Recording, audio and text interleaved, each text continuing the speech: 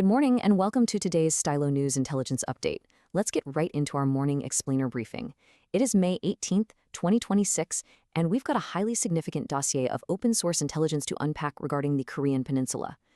Over the past 2 weeks, we've seen a definitive shift in strategic postures, constitutional doctrines, and international alliances that are, frankly, rewriting the security architecture of East Asia. As always, we're going to look at the facts calmly, clearly, and impartially, letting the data speak for itself. Before we dive into the map, a quick note. This explainer is sponsored by ProWave AI. They're the developers behind the Stylo IntelOps program, which is actually the system powering the open-source intelligence analysis we're about to show you. They also run the Stylo News commercial platform, bringing AI-powered news on demand directly to the public. So, here's how today's intelligence dossier breaks down. First, we'll cover key regional security developments. Second, local to international impacts. Third, decision-makers and sentiment. And finally, we'll wrap up with our near-term event forecast. All right, starting with Section 1, key regional security developments during the first 2 weeks of May 2026. When we look at the geospatial intelligence over the last couple of weeks, the data really paints a stark map of activity. It's a busy picture. We're seeing primary hotspots heavily clustered inside North Korea, specifically ongoing construction at the Pyongyang uranium refinery. Now, looking south, we're tracking new military deployments right along the demilitarized zone. But perhaps the most striking data point takes us significantly westward. We are tracking unprecedented North Korean troop movements all the way into the Kursk region of Russia. The geography of the situation is rapidly expanding. If we lay these events out on a timeline, a very clear chronological picture emerges. Early May brought satellite confirmation of those Pyongyang uranium refinery upgrades, which is vital for producing the yellow cake needed for nuclear material. Meanwhile, running parallel to this, from March through May, North Korea's Supreme People's Assembly enacted historic constitutional changes regarding their nuclear posture. And then, highly visibly on May 9th, North Korean troops actually marched in Moscow's Victory Day parade. It's a very public normalization of this expanding military alliance.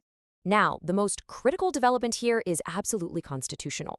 North Korea has formally revised its constitution to mandate what analysts call a dead hand doctrine. The revised text stipulates that automatic nuclear retaliation will be launched if their command and control system is threatened, or if Kim Jong-un is killed. Intelligence assessments indicate this policy shift was catalyzed by fears of leadership decapitation strikes, specifically citing the recent killing of Iran's supreme leader in a U.S.-Israeli operation. This doctrine is designed purely to guarantee an automatic response, ensuring regime survival. And the material reality of these growing alliances, well, it's expanding fast. We're seeing historic spikes in North Korean artillery production, right alongside those Russian Victory Day parade formations. To put some numbers on it, open source intelligence estimates North Korea has deployed roughly 15,000 troops to support Russian operations. They're supplying vast amounts of munitions, and in exchange, they're receiving an estimated $13 billion over 3 years, plus critical transfers of nuclear reactor and satellite technology. It's a massive strategic exchange. Moving on to Section 2, local to international impacts and the wider geopolitical ripple effect.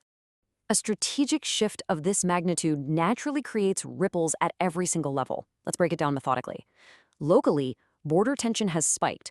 We've confirmed the deployment of new North Korean 155mm self-propelled howitzers near the DMZ, which puts the Seoul metropolitan area under direct threat. Nationally, defense strategies are having to pivot. South Korea is moving toward pragmatic coexistence, basically trying to manage tensions without sparking a conflict. At the same time, the U.S. is dealing with a serious resource stretch, trying to balance commitments in East Asia against conflicts in the Middle East and Ukraine. And internationally, the UN non-proliferation regime is under severe strain. The division we're seeing in the Security Council, specifically vetoes from Russia and China, is actively undermining the enforcement of existing sanctions. There's another crucial diplomatic detail to highlight regarding that constitutional shift. Alongside the dead hand doctrine, North Korea legally deleted all references to peaceful reunification from its constitution. They have officially codified a hostile two-state reality. This literally dismantles decades of diplomatic framework and establishes a permanent adversary status with Seoul. Let's turn to Section 3, Decision Makers and Sentiment, where we analyze the strategic postures at play. To really grasp the situation, we have to look objectively at the governments involved. Right now, the strategic landscape is defined by two very different sets of priorities. On one side, the United States and South Korea are maintaining a firm focus on alliance deterrence. They're running joint missile exercises, but their heavy priority is pragmatic stability and strict escalation control. Conversely, North Korea and Russia are operating on a paradigm of mutual support. Pyongyang wants absolute regime survival and expanded nuclear deterrence through Russian technological aid, while Moscow desperately needs North Korean manpower and munitions to sustain its war effort in Ukraine. When we check the open source media sentiment, we find a globally diverse conversation. It's far from uniform. For example, Al Jazeera offers a critique of perceived inconsistencies in U.S. foreign policy, pointing out the difference between the diplomatic approach toward North Korea versus the more confrontational stance against Iran. Meanwhile, over in Ukraine, outlet 24tv.ua is heavily focused on the ideological mobilization of North Korean youth for the war effort. Yet, amidst all this geopolitical tension, Indonesia's Korean Jakarta highlights a rare bit of cultural diplomacy, a North Korean women's football team traveling to play a match in South Korea. The global perspective is complex and highly nuanced. Which brings us to Section 4, our near-term event forecast, and the intelligence indicators you should be watching. Based on the patterns of the last 2 weeks, intelligence points to a few highly probable upcoming events. On May 20th, that rare cultural exchange happens. The North Korean women's football team plays in South Korea.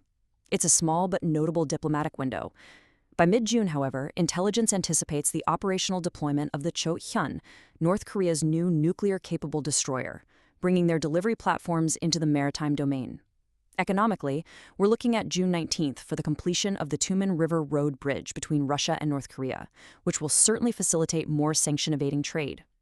Furthermore, analysts are keeping a very close eye out for the potential signing of a formalized 2027 to 2031 North Korea-Russia military pact. And that brings us to the conclusion of our morning explainer briefing. We've covered the constitutional shifts, the expanding military alliances, and the global reverberations of these developments. For a deeper, much more comprehensive audio analysis of these past 2 weeks, we highly encourage you to transition over to our full podcast program. You can listen to the Stylo News Intel Update podcast on your favorite channel, or just follow the link right on this post. Thank you for joining us this morning for this briefing. We invite you to subscribe to Stylo News to get AI-powered news on demand directly from stylonews.com. We'll leave you this morning with one final question to consider as you reflect on the data we've presented. As constitutional dead-hand doctrines harden, as references to peaceful reunification are legally erased, and as military alliances deepen across Eurasia, are we crossing the threshold into a permanently nuclear-armed East Asia? Thank you for your time, and have a good day.